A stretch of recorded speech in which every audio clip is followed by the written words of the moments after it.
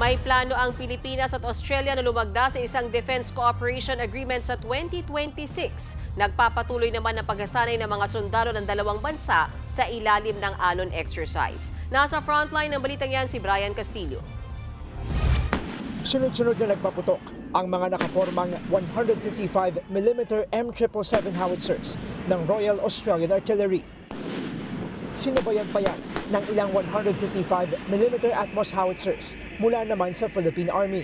Bahagi ito ng Combined Arms Live Fire Exercise sa Fort Magsaysay sa La Nueva Ecija sa ilalim ng nagpapatuloy na Alon exercise ng Pilipinas at Australia.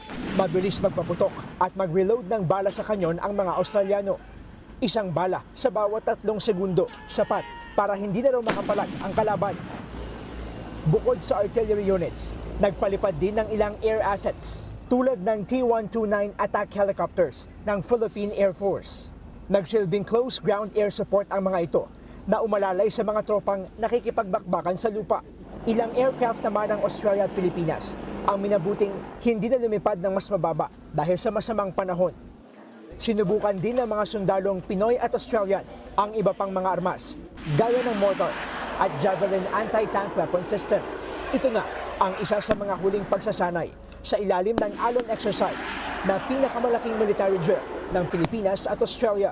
Bagamat walang mutual defense treaty sa pagitan ng dalawang bansa, plano namang lagdaan ng isang Defense Cooperation Agreement sa 2026. Patunay daw ito na handang sumaklolo ang mga Australian sa oras na kakailanganin ng mga Pilipino.